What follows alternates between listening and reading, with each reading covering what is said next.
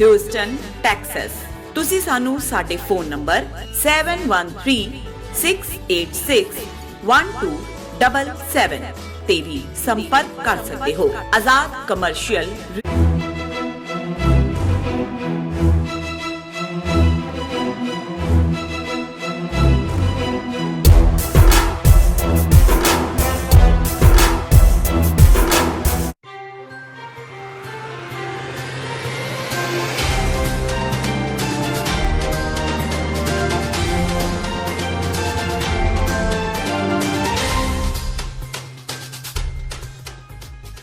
ਸਤਿ ਸ਼੍ਰੀ ਅਕਾਲ। ਟੀਵੀ 84 ਦੇਖ ਰਹੇ ਸਾਰੇ ਦਰਸ਼ਕਾਂ ਦਾ ਸਵਾਗਤ ਹੈ। ਮੈਂ ਹਰਪ੍ਰੀਤ ਕੌਰ ਤੇ ਬੁਲੇਟਿਨ ਦੀ ਸ਼ੁਰੂਆਤ ਕਰਦੇ ਹਾਂ ਹੈਡਲਾਈਨਸ ਦੇ ਨਾਲ। ਮੋਦੀ ਸਰਕਾਰ ਦੇ ਦੂਸਰੇ ਕਾਰਜਕਾਲ ਦਾ ਪਹਿਲਾ ਬਜਟ ਪੇਸ਼। ਕਈ ਵੱਡੇ ਕੀਤੇ ਗਏ ਵਾਅਦੇ, ਹਰ ਘਰ ਜਲ, 1,25,000 ਕਿਲੋਮੀਟਰ ਲੰਮੀਆਂ ਸੜਕਾਂ ਤੇ ਗਰੀਬ ਦੁਕਾਨਦਾਰਾਂ ਲਈ ਕੀਤੇ ਗਏ ਵਾਅਦੇ। ਪੈਟਰੋਲ ਡੀਜ਼ਲ ਹੋਇਆ ਮਹਿੰਗਾ, NRIs ਲਈ ਆਧਾਰ ਕਾਰਡ ਬਣਾਉਣਾ ਵੀ ਕੀਤਾ ਸੌਖਾ। नहीं पसंद आया निर्मला सीतारमन का बजट। आम लोगों समेत पंजाब के वित्त मंत्री मनप्रीत बादल ने बजट नूं दस्सिया महंगाई वधाउण वाला। बादल ने कहा सरकार ने नौजवान पीढ़ी नूं नौकरी देण ते कोई ध्यान नहीं दिता ते ना ही रोजगार देण दे मौके पैदा करन दी कीती कोशिश। 2015 ਦੇ ਇੱਕ ਕਸਟੋਡੀਅਲ ਡੈਥ ਕੇਸ ਵਿੱਚ ਇੱਕ ਥਾਣੇਦਾਰ ਸਮੇਤ 15 ਵਿਅਕਤੀ ਦੋਸ਼ੀ ਤੈਅ। ਅੰਮ੍ਰਿਤਸਰ ਦੇ ਗੁਰੂ ਨਾਨਕ ਹਸਪਤਾਲ ਵਿੱਚੋਂ ਚੁੱਕਿਆ ਸੀ ਪੀੜਤ। ਸਿੱਟ ਨੇ ਦੋਸ਼ੀ ਥਾਣੇਦਾਰ ਨੂੰ ਪੀੜਤ ਦੀ ਹੱਤਿਆ ਦਾ ਮੰਨਿਆ ਸੀ ਜ਼ਿੰਮੇਵਾਰ। ਕੈਨੇਡਾ ਜਾਣ ਦੀ ਠੱਗੀ ਦੇ ਸ਼ਿਕਾਰ ਹੋਏ ਪਰਿਵਾਰ ਨੇ ਕੀਤੀ ਖੁਦਕੁਸ਼ੀ। ਕਰਜ਼ੇ ਤੋਂ ਸਨ ਪਰੇਸ਼ਾਨ। ਸ਼ਹੀਦ ਭਗਤ ਸਿੰਘ ਨਗਰ ਦਾ ਮਾਮਲਾ, ਇੱਕੋ ਹੀ ਪਰਿਵਾਰ ਦੇ 3 ਮੈਂਬਰਾਂ ਨੇ ਸਲਫਾਸ ਪੀ ਕੇ ਦਿੱਤੀ ਜਾਨ। ਤੇ ਬਦਨਾਮ ਪੰਜਾਬੀ ਗਾਇਕ ਹਨੀ ਸਿੰਘ ਖਿਲਾਫ FIR ਦਰਜ ਹੋਣ ਦੇ ਹੋਏ ਆਦੇਸ਼। ਮਹਿਲਾ ਕਮਿਸ਼ਨ ਦੀ ਸ਼ਿਕਾਇਤ ਤੇ DGP ਦਿਨਕਰ ਗੁਪਤਾ ਨੇ ਮੋਹਾਲੀ SSP ਨੂੰ ਪਰਚਾ ਦਰਜ ਕਰਨ ਦੇ ਦਿੱਤੇ ਹੁਕਮ। ਤੇ ਹੁਣ ਇਹਨਾਂ ਖਬਰਾਂ ਦਾ ਵਿਸਥਾਰ। ਵਿੱਤ ਮੰਤਰੀ ਨਿਰਮਲਾ ਸੀਤਾਰਮਨ ਨੇ ਅੱਜ ਮੋਦੀ ਸਰਕਾਰ ਦੇ ਦੂਸਰੇ ਕਾਰਜਕਾਲ ਦਾ ਪਹਿਲਾ ਬਜਟ ਪੇਸ਼ ਕੀਤਾ। ਵਿੱਤ ਮੰਤਰੀ ਨਿਰਮਲਾ ਸੀਤਾਰਮਨ ਨੇ ਆਪਣੇ ਪਹਿਲੇ ਬਜਟ ਵਿੱਚ ਕਈ ਵੱਡੇ ਐਲਾਨ ਕੀਤੇ। ਇਹਨਾਂ ਐਲਾਨਾਂ ਵਿੱਚ ਰੇਲਵੇ ਵਿੱਚ ਨਿੱਜੀ ਹਿੱਸੇਦਾਰੀ ਵਧਾਉਣ ਤੋਂ ਲੈ ਕੇ ਦੇਸ਼ ਵਿੱਚ ਜਲਦੀ ਆਦਰਸ਼ ਕਿਰਾਇਆ ਕਾਨੂੰਨ ਲਾਗੂ ਕਰਨਾ ਸ਼ਾਮਿਲ ਹੈ। ਹਰ ਘਰ ਜਲ, ਹਰ ਘਰ ਨਲ ਤਹਿਤ 2024 ਤੱਕ ਹਰ ਘਰ ਵਿੱਚ ਨਲ ਹੋਏਗਾ। ਪਾਣੀ ਦੀ ਸਪਲਾਈ ਦਾ ਟੀਚਾ ਮਿੱਥਿਆ ਗਿਆ ਹੈ। ਸਰਕਾਰ ਨੇ ਗ੍ਰਾਮੀਣ ਬਾਜ਼ਾਰ ਨਾਲ ਪਿੰਡਾਂ ਨੂੰ ਜੋੜਨ ਲਈ ਸੜਕਾਂ ਨੂੰ ਅਪਗ੍ਰੇਡ ਕਰਨ ਦੀ ਗੱਲ ਵੀ ਕਹੀ ਹੈ।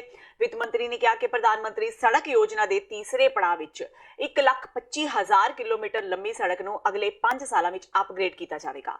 ਉਹਨਾਂ ਕਿਹਾ ਕਿ ਸਰਕਾਰ ਨੇ 114 ਦਿਨਾਂ ਵਿੱਚ ਜ਼ਰੂਰਤਮੰਦਾਂ ਨੂੰ ਘਰ ਦੇਣ ਦਾ ਟੀਚਾ ਰੱਖਿਆ ਹੈ। ਸਰਕਾਰ ਨੇ ਇਸੇ ਤਰ੍ਹਾਂ ਮੀਡੀਆ ਵਿੱਚ ਵਿਦੇਸ਼ੀ ਨਿਵੇਸ਼ ਲਈ FDI ਦੀ ਹੱਦ ਵਧਾਉਣ ਦੀ ਗੱਲ ਵੀ ਕਹੀ ਹੈ। This has been possible by maintaining a high pace of road construction of 130 to 135 kilometers per day in the last 1,000 days. Committed to the agenda of sustainable development, 30,000 kilometers of Pradhan Mantri Gram Sadak Yojana roads have been built using green technology, waste plastic and cold mix technology, thereby reducing the carbon footprint. With the changing economic scenario, it is important to upgrade roads connecting villages to the rural markets. For this, Pradhan Mantri Gram Sadak Yojana Phase 3 is envisaged to upgrade 1,25,000 kilometers of road length over the next 5 years, with an estimated cost of 80,250 crores of rupees. 1,25,000 kilometers of roads will be upgraded under Pradhan Mantri Gram Sadak Yojana Phase 3, and the amount estimated for this is 80,250 crores. ਵਿੱਤ ਮੰਤਰੀ ਨਿਰਮਲਾ ਸੀਤਾਰਮਨ ਨੇ ਅੱਜ budget ਪੇਸ਼ ਕਰਦਿਆਂ ਕਿਹਾ ਕਿ ਹੁਣ NRIs ਨੂੰ ਭਾਰਤ ਵਿੱਚ ਆਧਾਰ ਕਾਰਡ ਲਈ 180 ਦਿਨਾਂ ਦੀ ਉਡੀਕ ਨਹੀਂ ਕਰਨੀ ਪਵੇਗੀ, ਸਗੋਂ ਉਹ ਜਦੋਂ ਵੀ ਭਾਰਤ ਵਿੱਚ ਆਉਣਗੇ ਉਹਨਾਂ ਦਾ ਭਾਰਤੀ ਪਾਸਪੋਰਟ ਵੇਖ ਕੇ ਉਹਨਾਂ ਦਾ ਆਧਾਰ ਕਾਰਡ ਤੁਰੰਤ ਬਣ ਜਾਇਆ ਕਰੇਗਾ। ਉਹਨਾਂ ਦੱਸਿਆ ਕਿ NRIs ਨੂੰ ਭਾਰਤ ਵਿੱਚ ਨਿਵੇਸ਼ ਕਰਨ ਦੀਆਂ ਸਹੂਲਤਾਂ ਦਿੱਤੀਆਂ ਜਾਣਗੀਆਂ। ਇਸ ਨੂੰ ਵਿਦੇਸ਼ੀ ਪੋਰਟਫੋਲੀਓ ਨਾਲ ਜੋੜਿਆ ਜਾਵੇਗਾ। Mr. Speaker, sir, more than 120 crore Indians now have Aadhaar card. Therefore, for ease and convenience of taxpayers, I propose to make PAN and Aadhaar interchangeable and allow those who do not have PAN cards to file income tax returns by simply quoting their Aadhaar number, and also use it wherever they are required to host a PAN. So everywhere where you are required to quote the PAN, instead you can just do Aadhaar, and even if you don't have a PAN, there is no problem. So pre-filling of income tax returns. Pre-filled tax returns will be made available to taxpayers, which will contain details of salary income, capital gains from securities, bank interest and dividends, etc. And tax deductions also. Information regarding these incomes will be collected from the concerned sources such as banks, stock exchanges, mutual funds, EPFO, state registration departments and so on. This will not only significantly reduce the time taken to file tax return, but will also encourage accuracy of reporting of income tax. Punjab ਦੇ ਵਿੱਤ ਮੰਤਰੀ ਮਨਪ੍ਰੀਤ ਬਾਦਲ ਨੇ ਇਸ budget ਨੂੰ ਮਹਿੰਗਾਈ ਵਧਾਉਣ ਵਾਲਾ budget ਦੱਸਿਆ ਹੈ। ਉਹਨਾਂ ਕਿਹਾ ਕਿ ਵਿੱਤ ਮੰਤਰੀ ਦਾ ਬਜਟ ਦਾ ਭਾਸ਼ਣ ਲੰਮਾ ਜ਼ਰੂਰ ਸੀ, ਪਰ ਇਸ ਦਾ ਹਕੀਕੀ ਰੂਪ ਬਹੁਤ ਛੋਟਾ ਹੈ, ਜਿਸ ਕਾਰਨ ਸ਼ੇਅਰ ਬਾਜ਼ਾਰ ਵਿੱਚ ਗਿਰਾਵਟ ਆ ਗਈ। ਉਹਨਾਂ ਕਿਹਾ ਕਿ ਇਹਨਾਂ ਨੇ ਰਾਸ਼ਟਰਵਾਦ ਦੇ ਨਾਮ ਤੇ ਚੋਣ ਜ਼ਰੂਰ ਜਿੱਤ ਲਈ, ਪਰ ਰੱਖਿਆ ਬਜਟ ਨਹੀਂ ਵਧਾਇਆ। ਉਹਨਾਂ ਕਿਹਾ ਕਿ ਪੇਸ਼ ਕੀਤੇ ਗਏ ਬਜਟ ਵਿੱਚ ਬੀਜੇਪੀ ਨੇ ਰੱਖਿਆ ਬਜਟ ਨਹੀਂ ਵਧਾਇਆ ਤੇ ਇਨਕਮ ਟੈਕਸ ਦੀਆਂ ਜੋ ਦਰਾਂ ਵਧਾਈਆਂ ਗਈਆਂ ਨੇ ਉਹ ਹੀ ਕੁਝ ਸਮੇਂ ਲਈ ਨੇ। ਬਜਟ ਵਿੱਚ ਸਮਾਰਟ ਸਿਟੀ ਦਾ ਕੋਈ ਜ਼ਿਕਰ ਨਹੀਂ ਕੀਤਾ ਗਿਆ ਤੇ ਸਕੀਮਾਂ ਬਾਰੇ ਕੀ ਕਰਨਾ ਚਾਹੀਦਾ ਹੈ ਬਾਰੇ ਕੁਝ ਵੀ ਨਹੀਂ ਦੱਸਿਆ ਗਿਆ। ਵਿੱਤ ਮੰਤਰੀ ਨੇ ਪੈਟਰੋਲ ਡੀਜ਼ਲ ਤੇ ਹੋਏ 2 ਰੁਪਏ ਪ੍ਰਤੀ ਲੀਟਰ ਦੇ ਵਾਧੇ ਨੂੰ ਗੈਰ ਜ਼ਰੂਰੀ ਦੱਸਿਆ।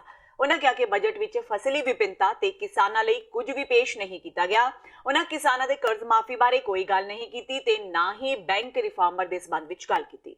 ਰੱਖਿਆ ਦੇ ਇਨਫਰਾਸਟ੍ਰਕਚਰ ਬਾਰੇ ਪੇਸ਼ ਕੀਤਾ ਗਿਆ ਬਜਟ ਕਾਫੀ ਨਹੀਂ ਸੀ। ਉਹਨਾਂ ਕਿਹਾ ਕਿ ਛੋਟੇ ਉਦਯੋਗਾਂ ਲਈ ਰੱਖਿਆ ਗਿਆ ਬਜਟ ਨਾ ਕਾਫੀ ਸੀ। ਨਾਲ ਹੀ ਉਹਨਾਂ ਕਿਹਾ ਕਿ ਬਜਟ ਵਿੱਚ 350 ਕਰੋੜ ਦੀ ਪੇਸ਼ ਕੀਤੀ ਗਈ MSME ਦਾ ਕੋਈ ਕਾਇਆਕਲਪ ਨਹੀਂ ਹੋ ਸਕਦਾ। ਇਸ ਤੋਂ ਇਲਾਵਾ ਉਹਨਾਂ ਕਿਹਾ ਕਿ ਸਰਕਾਰ ਨੇ ਨੌਜਵਾਨ ਪੀੜ੍ਹੀ ਨੂੰ ਨੌਕਰੀ ਦੇਣ ਤੇ ਕੋਈ ਧਿਆਨ ਨਹੀਂ ਦਿੱਤਾ ਤੇ ਨਾ ਹੀ ਰੋਜ਼ਗਾਰ ਦੇਣ ਦੇ ਮੌਕੇ ਪੈਦਾ ਕਰਨ ਦੀ ਕੋਸ਼ਿਸ਼ ਕਰ ਰਹੀ ਹੈ। ਅੰਗਰੇਜ਼ੀ ਦਾ ਇੱਕ ਜੁਮਲਾ ਹੈ ਕਿ ਬਜਟ ਜਿਹੜਾ ਹੈ it was long on talk, ਤਕਰੀਬਨ 2.5 ਘੰਟੇ ਦੀ speech C. It was long on talk but short on delivery. ਔਰ ਇੱਕ ਚੰਗੇ ਲੀਡਰ ਦੀ ਕੀ ਖਾਸੀਅਤ ਹੁੰਦੀ ਹੈ, ਇੱਕ ਚੰਗੇ ਲੀਡਰ ਦੀ ਕੀ ਕੁਆਲਿਟੀ ਹੁੰਦੀ ਹੈ? ਇਹ ਕੁਆਲਿਟੀ ਹੁੰਦੀ ਹੈ ਕਿ ਜੋ he says what he believes and he does what he says. BJP party ਜਿਹੜਾ ਇਲੈਕਸ਼ਨ ਜਿੱਤ ਕੇ ਆਈ ਹੈ, ਉਹਨਾਂ ਨੇ ਸਾਰੀਆਂ ਚੀਜ਼ਾਂ ਨੂੰ ਪਾਸੇ ਰੱਖ ਕੇ ਉਹਨਾਂ ਨੇ ਮੁੱਦਾ ਜਿਹੜਾ ਹੈ ਉਹ डिफेंस, नैशनल डिफेंस ते उन्होंने मुद्दा बनाया सी नैशनलिज्म का। डिफेंस उन्होंने होर सारिया चीज़ां, कोई जॉब क्रिएशन, सारा कुछ भुल गए। और जो तुसी बजट पढ़ो तो इस साल नैशनल डिफेंस बजट का विच इजाफा दिता है वो ना काफ़ी है। It is only 6%। और 6% बेसिकली मीन्स कि जो इन्फ्लेशन है it will only take care of inflation.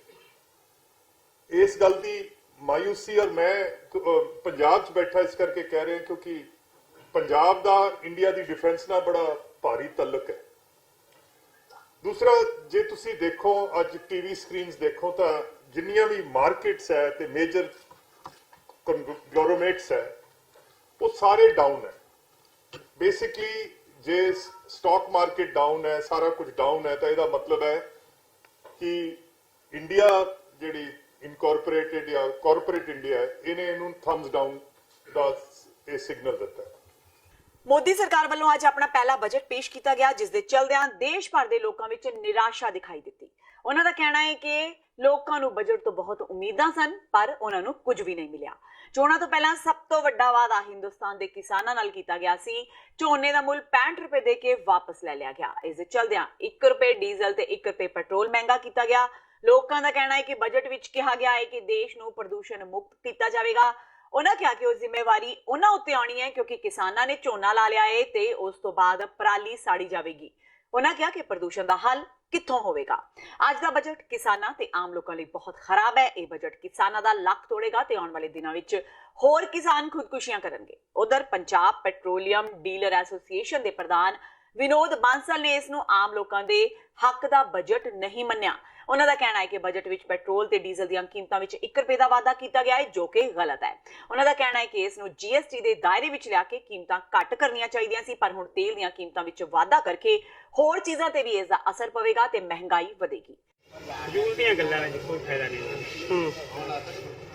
ਜਿਹੜਾ ਕਿਸਾਨਾਂ ਲਈ MSP ਵਧਾਇਆ ਹੈਗਾ ਵਾ ਉਹਨਾਂ ਨੇ 65 ਰੁਪਏ ਜਿਹੜਾ ਕੁਇੰਟਲ ਦੇ ਮਗਰ ਵਧਾਇਆ ਝੋਨੇ ਦੇ ਤੇ 105 ਕੋਝਾ ਵਜਾ ਕੇ ਕਿਸਾਨਾਂ ਨਾਲ ਹੈ ਕਿ 25 ਰੁਪਏ ਲੀਟਰ ਦਾ ਪਾਣੀ ਵਿਕਦਾ ਪਿਆ ਤੇ ਚੌਲ ਦਾ ਕੀਮਤ ਕੀ ਹੋਈ। ਕਿਸਾਨਾਂ ਨੂੰ ਇਹ ਬਜਟ ਕਿਵੇਂ ਦਾ ਲੱਗ ਰਿਹਾ ਤੁਹਾਨੂੰ? ਫਜ਼ੂਲ ਦੀਆਂ ਗੱਲਾਂ ਨੇ ਕੁਛ ਨਹੀਂ। ਕੀ ਨਾਮ ਹੈ ਇਹ ਤੁਹਾਡਾ? ਹੈ ਕਿ ਪਹਿਲਾਂ ਤਾਂ ਦੇਖੋ ਪੈਟਰੋਲ ਦੇ 1 ਰੁਪਏ ਟੈਕਸ ਵਧਾਤਾ ਇਹਨਾਂ ਨੇ। ਪੈਟਰੋਲ ਵੀ ਅੱਗੇ ਵੀ ਪਹਿਲਾਂ ਵੀ ਮਹਿੰਗਾ ਚੱਲਦਾ ਵਾ, ਹੁਣ ਫਿਰ ਹੋਰ ਮਹਿੰਗਾ ਹੋਈ ਜਾਂਦਾ। ਡੀਜ਼ਲ ਵੀ ਮਹਿੰਗਾ ਹੋਈ ਜਾਂਦਾ, ਦਿਨ ਦਿਨ ਭਾੜੇ ਵਧੀ ਜਾਂਦੇ ਨੇ ਹਰ ਚੀਜ਼ ਦਾ। ਮਤਲਬ ਮਹਿੰਗਾਈ ਵੱਧਦੀ ਪਈ ਹੈ। ਉਧਰੋਂ ਸੋਨੇ ਦਾ ਵੀ ਟੈਕਸ ਵਧਾਤਾ। ਸੋਨਾ ਅੱਗੇ ਕੋਈ ਲੈ ਨਹੀਂ ਪਾ ਰਿਹਾ। ਅੱਗੇ ਚੋਰੀਆਂ ਥੋੜ੍ਹੀਆਂ ਹੋ ਰਹੀਆਂ, ਡਕੈਤੀਆਂ ਬਹੁਤ ਅੱਗੇ। ਇਸੇ ਚੀਜ਼ ਨੂੰ ਲੈ ਕੇ ਡਕੈਤੀਆਂ ਹੋ ਰਹੀਆਂ ਕਿ ਆਮ ਜਨਤਾ ਪਾਰਟੀ ਸਾਰੀ ਪਰੇਸ਼ਾਨ ਹੋਈ ਪਈ। ਕੰਮਕਾਜ ਅੱਗੇ ਨਹੀਂ ਹੈਗੇ ਜੀ। ਤੇ ਸੈਕਿੰਡ, ਇੱਥੇ ਜਿਹੜੀ ਪੰਜਾਬ 'ਚ ਆਲਰੇਡੀ ਬਿਜਲੀ ਵੀ ਬਹੁਤ ਜ਼ਿਆਦਾ ਮਹਿੰਗੀ ਹੈ। ਬਾਕੀ ਸਾਰੇ ਜਿੰਨੇ ਵੀ ਸਟੇਟਸ ਦੇਖ ਲਓ, ਸਾਰੇ ਬਿਜਲੀ ਸਸਤੀ ਹੈ। ਪੰਜਾਬ 'ਚ ਬਹੁਤ ਜ਼ਿਆਦਾ ਮਹਿੰਗੀ ਹੈ ਕਿ ਮੇਰੇ ਹਿਸਾਬ ਨਾਲ ਤਾਂ ਪੰਜਾਬ ਦਾ ਤਾਂ ਹੋਰ ਬੁਰਾ ਹਾਲ ਹੀ ਹੋਏਗਾ। ਕੋਈ ਇੱਥੇ ਫਾਇਦਾ ਨਹੀਂ ਹੋਏਗਾ ਇਸ ਚੀਜ਼ ਨੂੰ ਲੈ ਕੇ। ਮੇਰਾ ਕਹਿਣਾ ਤਾਂ ਇਹੀ ਹੈ ਭਰਾ ਕਿ ਕੋਈ ਜ਼ਿਆਦਾ ਵਧੀਆ ਬਜਟ ਪੇਸ਼ ਕੀਤਾ ਨਹੀਂ ਸਰਕਾਰ ਨੇ ਅੱਜ, ਕਿਉਂਕਿ ਸਭ ਤੋਂ ਵੱਡੀ ਗੱਲ ਤਾਂ ਇਹਨਾਂ ਨੇ ਪਹਿਲੀ ਗੱਲ ਪੈਟਰੋਲ ਸਸਤਾ ਹੋਣਾ ਚਾਹੀਦਾ ਸੀਗਾ ਤੇ ਇਹਨਾਂ ਨੇ ਆਲਰੇਡੀ 1 ਰੁਪਇਆ ਹੋਰ ਇਹਨਾਂ ਨੇ ਟੈਕਸ ਲਾ ਕੇ ਤੋਂ ਹੋਰ ਵਧਾ ਦਿੱਤਾ। ਉਹਦੇ 'ਤੇ ਉਹਦਾ ਪ੍ਰਭਾਵ ਤਾਂ ਸਾਰਾ ਆਮ ਜਨਤਾ 'ਤੇ ਪੈਣਾ। ਦੂਜੀ ਗੱਲ ਇਹਨਾਂ ਨੇ ਬਿਜਲੀ ਵੀ ਮਹਿੰਗੀ ਕਰਤੀ ਆ।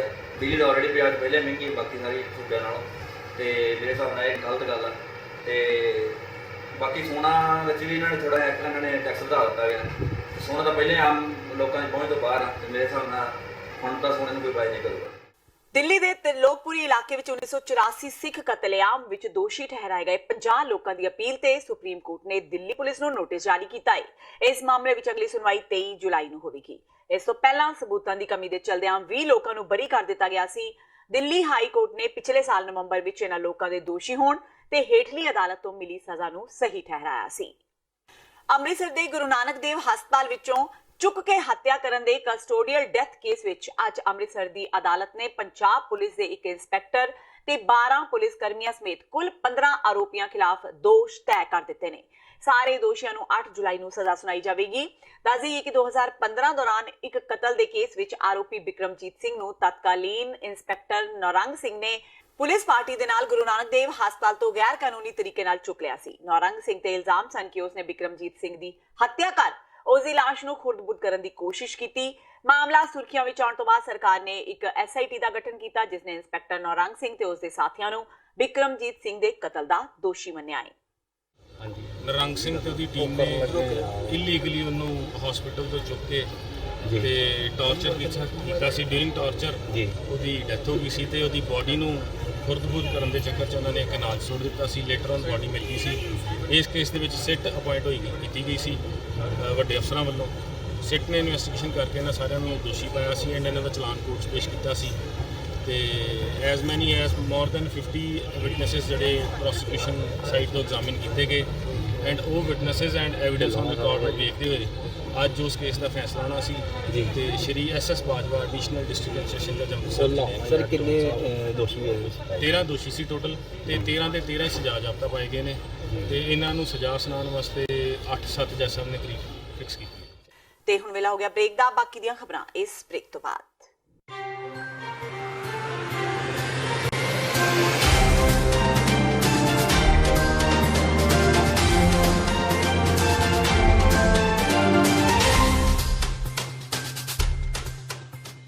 ਵਾਹਿਗੁਰੂ ਜੀ ਕਾ ਖਾਲਸਾ ਵਾਹਿਗੁਰੂ ਜੀ ਕੀ ਫਤਿਹ। ਗੱਤਕਾ ਅਖਾੜਾ ਸ਼ਹੀਦ ਬਾਬਾ ਅਜੀਤ ਸਿੰਘ ਜੀ ਨਿਊ ਜਰਸੀ ਪੇਸ਼ ਕਰਦੇ ਹਨ 5ਵੀਂ ਵਰ੍ਹੇਗੰਢ ਨਾਰਥ ਅਮਰੀਕਨ ਗੱਤਕਾ ਟੂਰਨਾਮੈਂਟ ਮੈਦਾਨੇ ਜੰਗ 2019 ਜੋ ਕਿ ਸਮੂਹ ਪ੍ਰਾਪਤਨ ਸੂਰਵੀਰ ਮਾਤਾਵਾਂ ਅਤੇ ਬੀਬੀਆਂ ਨੂੰ ਸਮਰਪਿਤ ਹੋਵੇਗਾ, ਜਿਸ ਦੇ ਵਿੱਚ $10,000 ਤੋਂ ਵੱਧ ਕੈਸ਼ ਇਨਾਮ ਤੇ ਪ੍ਰਾਈਜ਼ ਵੰਡੇ ਜਾਣਗੇ।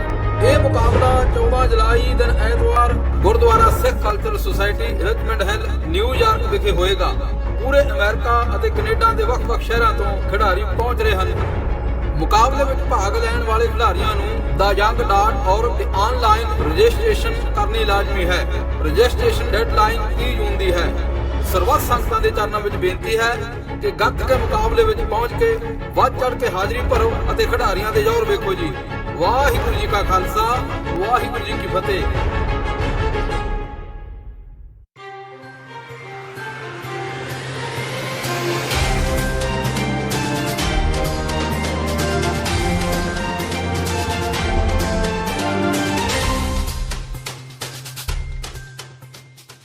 ਬ੍ਰੇਕ ਤੋਂ ਬਾਅਦ ਟੀਵੀ 84 ਦੇ ਖਬਰਾਂ ਦੇ ਬੁਲੇਟਿਨ ਵਿੱਚ ਸਵਾਗਤ ਹੈ। ਵਧਦੇ ਹਾਂ ਅਗਲੀ ਖਬਰ ਵੱਲ। ਲੁਧਿਆਣਾ ਦੇ ਕੁਝ ਨੌਜਵਾਨਾਂ ਵੱਲੋਂ ਬਾਟੇ ਵਿੱਚ ਪਾ ਕੇ ਸ਼ਰਾਬ ਪੀਣ ਦਾ ਮਾਮਲਾ ਲਗਾਤਾਰ ਭਖਦਾ ਜਾ ਰਿਹਾ ਹੈ। ਇਸ ਸੰਬੰਧੀ ਸ਼ੁੱਕਰਵਾਰ ਨੂੰ ਬਲਜੀਤ ਸਿੰਘ ਦਾਦੂਵਾਲ ਤੇ ਅੰਮ੍ਰਿਤ ਸਿੰਘ ਅਜਨਾਲਾ ਦੀ ਅਗਵਾਈ ਹੇਠ ਸਿੱਖ ਜਥੇਬੰਦੀਆਂ ਦੀ ਬੈਠਕ ਹੋਈ। ਇਸ ਇਕੱਤਰਤਾ ਵਿੱਚ ਇਹ ਫੈਸਲਾ ਲਿਆ ਗਿਆ ਕਿ ਪੁਲਿਸ ਪ੍ਰਸ਼ਾਸਨ ਨੂੰ 14 ਜੁਲਾਈ ਤੱਕ ਦਾ ਸਮਾਂ ਦਿੱਤਾ ਗਿਆ ਹੈ ਤਾਂ ਕਿ ਸਾਰੇ ਦੋਸ਼ੀਆਂ ਨੂੰ ਗ੍ਰਿਫਤਾਰ ਕਰ ਲਿਆ ਜਾਵੇ।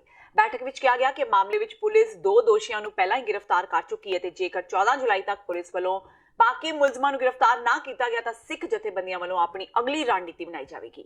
ਦਾਦੂਵਾਲ ਨੇ ਕਿਹਾ ਕਿ ਇਹ ਇੱਕ ਬਹੁਤ ਘਿਨੌਣੀ ਹਰਕਤ ਹੈ ਤੇ ਇਸ ਦੇ ਖਿਲਾਫ ਕਾਰਵਾਈ ਹੋਣੀ ਚਾਹੀਦੀ ਹੈ।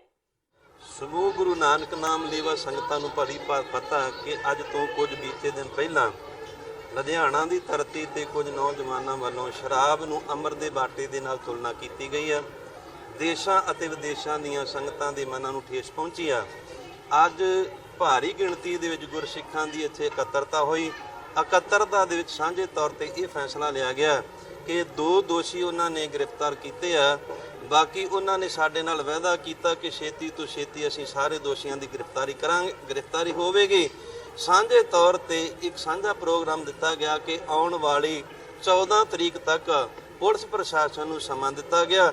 ਜੇਕਰ ਆਉਣ ਵਾਲੀ 14 ਤਰੀਕ ਤੱਕ ਕੋਈ ਠੋਸ ਕਾਰਵਾਈ ਨਹੀਂ ਕਰਦੇ ਫਿਰ ਸੰਗਤਾਂ ਦੇ ਸਹਿਯੋਗ ਦੇ ਨਾਲ ਅਗਲਾ ਪ੍ਰੋਗਰਾਮ ਲਿਖਿਆ ਜਾਵੇਗਾ। ਅੱਜ ਇਹ ਗੁਰਮਤਿ ਦੇ ਇਹ ਫੈਸਲਾ ਹੋਇਆ।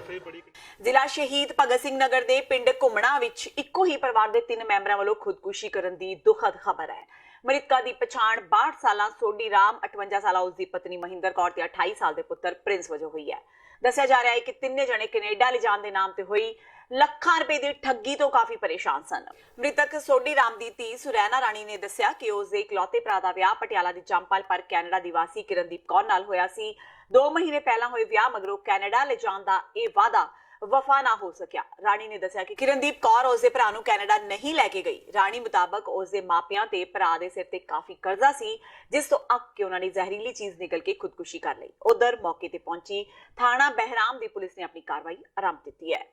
ਜਿਹੜੀ ਪ੍ਰੀਲਿਮਿਨਰੀ ਅਸੀਂ ਆ ਕੇ ਇਨਸਪੈਕਸ਼ਨ ਕੀਤੀ ਹੈ ਉਸ ਤੋਂ ਇਹ ਪਤਾ ਲੱਗਦਾ ਹੈ ਕਿ ਕੋਈ ਇਹਨਾਂ ਨੇ ਕੋਈ ਪੈਸੇ ਦਾ ਲੈਣ ਦੇਣ ਦਾ ਇਹਨਾਂ ਦਾ ਸੀਗਾ ਕੋਈ, ਤੇ ਉਹਦੇ ਪ੍ਰੈਸ਼ਰ ਦੇ ਆ ਕੇ ਵਿੱਚ ਇਹਨਾਂ ਨੇ ਜਿਹੜਾ ਸੁਸਾਈਡ ਕੀਤਾ।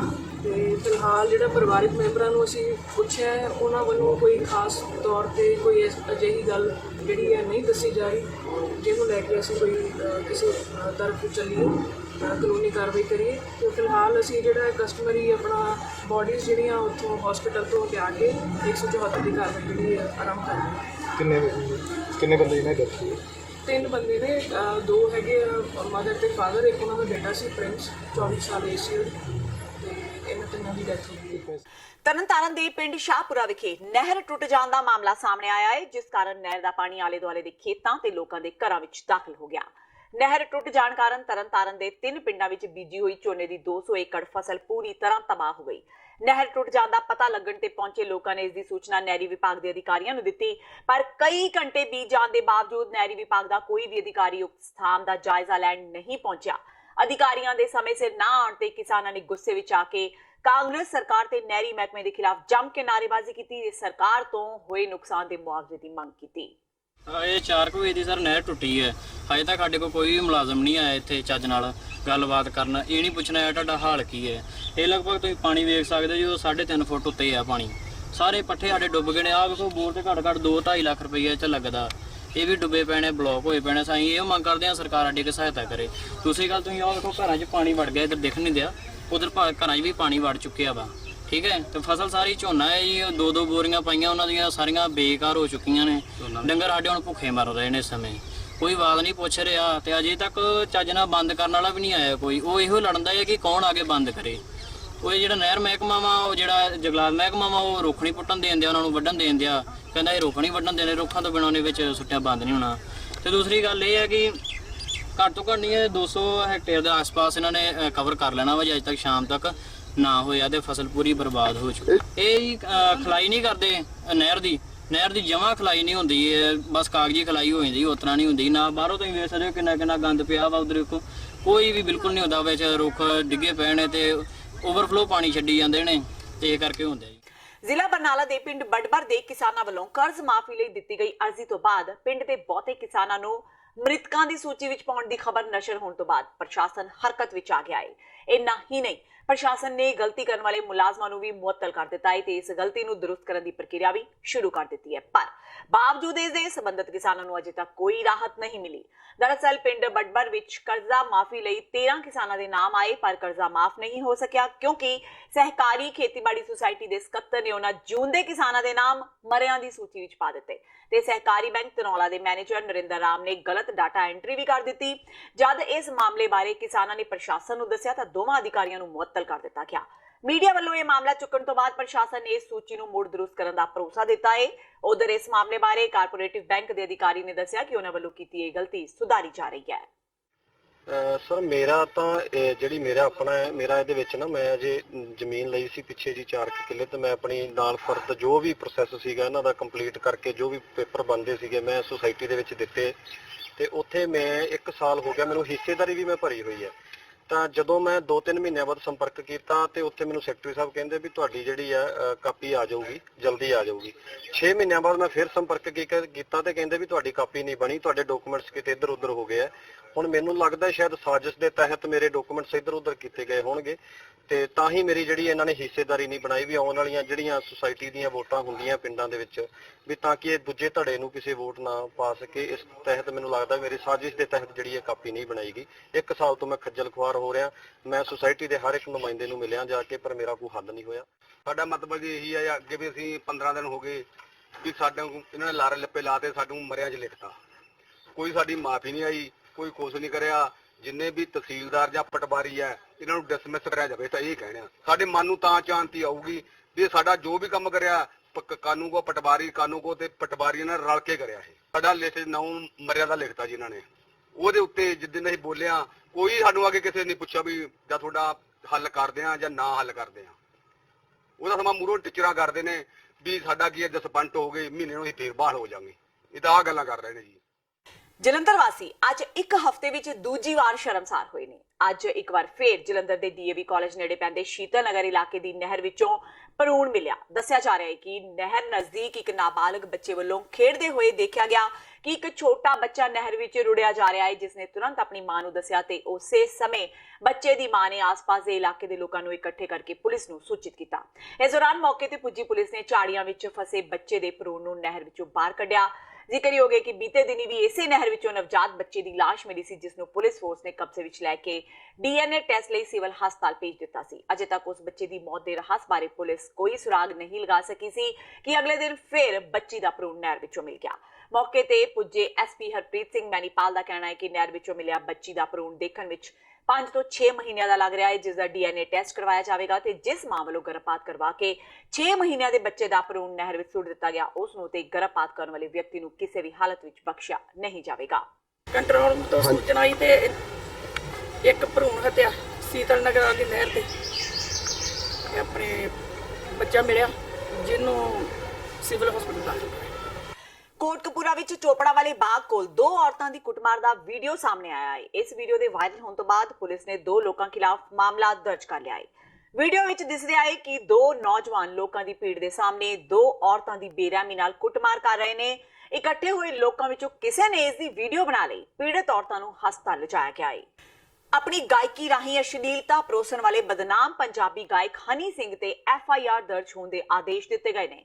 ਇਸ ਸੰਬੰਧੀ ਮਹਿਲਾ ਕਮਿਸ਼ਨ ਦੀ ਚੇਅਰਪਰਸਨ ਮਨੀਸ਼ਾ ਗੁਲਾਟੀ ਨੇ ਡੀਜੀਪੀ ਦਿਨਕਰ ਗੁਪਤਾ ਨਾਲ ਮੁਲਾਕਾਤ ਕੀਤੀ। ਮਹਿਲਾ ਕਮਿਸ਼ਨ ਦੀ ਚੇਅਰਪਰਸਨ ਮਨੀਸ਼ਾ ਗੁਲਾਟੀ ਨਾਲ ਮੁਲਾਕਾਤ ਤੋਂ ਬਾਅਦ ਡੀਜੀਪੀ ਦਿਨਕਰ ਗੁਪਤਾ ਨੇ ਐਸਐਸਪੀ ਮੋਹਾਲੀ ਨੂੰ ਹਨੀ ਸਿੰਘ ਖਿਲਾਫ ਐਫਆਈਆਰ ਦਰਜ ਕਰਨ ਦੇ ਨਿਰਦੇਸ਼ ਦਿੱਤੇ। ਦੱਸ ਦਈਏ ਕਿ ਹਨੀ ਸਿੰਘ ਦੇ ਗਾਣੇ ਮੱਖਣਾ ਵਿੱਚ ਮਹਿਲਾਵਾਂ ਪ੍ਰਤੀ ਅਸ਼ਲੀਲ ਭਾਸ਼ਾ ਦੇ ਪ੍ਰਯੋਗ ਦਾ ਕਮਿਸ਼ਨ ਵੱਲੋਂ ਨੋਟਿਸ ਲਿਆ ਗਿਆ ਸੀ। ਤੇ ਇਸ ਨੂੰ ਤੱਕ ਦੀਆਂ ਖਬਰਾਂ ਜਾਂਦੇ ਇੱਕ ਵਾਰ ਫੇਰ ਨਜ਼ਰ ਮਾਰਦੇ ਹਾਂ ਮੁੱਖ ਖਬਰਾਂ ਤੇ। ਮੋਦੀ ਸਰਕਾਰ ਦੇ ਦੂਸਰੇ ਕਾਰਜਕਾਲ ਦਾ ਪਹਿਲਾ ਬਜਟ ਪੇਸ਼, ਕਈ ਵੱਡੇ ਕੀਤੇ ਗਏ ਵਾਅਦੇ, ਹਰ ਘਰ ਜਲ, 1,25,000 ਕਿਲੋਮੀਟਰ ਲੰਮੀਆਂ ਸੜਕਾਂ ਤੇ ਗਰੀਬ ਦੁਕਾਨਦਾਰਾਂ ਲਈ ਕੀਤੇ ਗਏ ਵਾਅਦੇ, ਪੈਟਰੋਲ ਡੀਜ਼ਲ ਹੋਇਆ ਮਹਿੰਗਾ, ਐਨਆਰਆਈਜ਼ ਲਈ ਆਧਾਰ ਕਾਰਡ ਬਣਾਉਣਾ ਵੀ ਕੀਤਾ ਸੌਖਾ। नहीं पसंद आया निर्मला सीतारमन का बजट। आम लोगों समेत पंजाब के वित्त मंत्री मनप्रीत बादल ने बजट नूं दस्सिया महंगाई वधाउण वाला। बादल ने कहा सरकार ने नौजवान पीढ़ी नूं नौकरी देण ते कोई ध्यान नहीं दिता ते ना ही रोजगार देण दे मौके पैदा करन दी कीती कोशिश। 2015 ਦੇ ਇੱਕ ਕਸਟੋਡੀਅਲ ਡੈਥ ਕੇਸ ਵਿੱਚ ਇੱਕ ਥਾਣੇਦਾਰ ਸਮੇਤ 15 ਵਿਅਕਤੀ ਦੋਸ਼ੀ ਤੈਅ। ਅੰਮ੍ਰਿਤਸਰ ਦੇ ਗੁਰੂ ਨਾਨਕ ਹਸਪਤਾਲ ਵਿੱਚੋਂ ਚੁੱਕਿਆ ਸੀ ਪੀੜਤ। ਸਿੱਟ ਨੇ ਦੋਸ਼ੀ ਥਾਣੇਦਾਰ ਨੂੰ ਪੀੜਤ ਦੀ ਹੱਤਿਆ ਦਾ ਮੰਨਿਆ ਸੀ ਜ਼ਿੰਮੇਵਾਰ। ਕੈਨੇਡਾ ਜਾਣ ਦੀ ਠੱਗੀ ਦੇ ਸ਼ਿਕਾਰ ਹੋਏ ਪਰਿਵਾਰ ਨੇ ਕੀਤੀ ਖੁਦਕੁਸ਼ੀ। ਕਰਜ਼ੇ ਤੋਂ ਸਨ ਪਰੇਸ਼ਾਨ। ਸ਼ਹੀਦ ਭਗਤ ਸਿੰਘ ਨਗਰ ਦਾ ਮਾਮਲਾ, ਇੱਕੋ ਹੀ ਪਰਿਵਾਰ ਦੇ 3 ਮੈਂਬਰਾਂ ਨੇ ਸਲਫਾਸ ਪੀ ਕੇ ਦਿੱਤੀ ਜਾਨ। ਤੇ ਬਦਨਾਮ ਪੰਜਾਬੀ ਗਾਇਕ ਹਨੀ ਸਿੰਘ ਖਿਲਾਫ FIR ਦਰਜ ਹੋਣ ਦੇ ਹੋਏ ਆਦੇਸ਼। ਮਹਿਲਾ ਕਮਿਸ਼ਨ ਦੀ ਸ਼ਿਕਾਇਤ ਤੇ DGP ਦਿਨਕਰ ਗੁਪਤਾ ਨੇ ਮੋਹਾਲੀ SSP ਨੂੰ ਪਰਚਾ ਦਰਜ ਕਰਨ ਦੇ ਦਿੱਤੇ ਹੁਕਮ। ਇਸ ਨਾਲ ਹੀ TV 84 ਦਾ ਖਬਰਾਂ ਦਾ ਇਹ ਬੁਲੇਟਿਨ ਖਤਮ ਹੁੰਦਾ ਹੈ। ਮੈਨੂੰ ਹਰਪ੍ਰੀਤ ਕੌਰ ਨੂੰ ਦਿਓ ਇਜਾਜ਼ਤ। ਸਤਿ ਸ਼੍ਰੀ ਅਕਾਲ।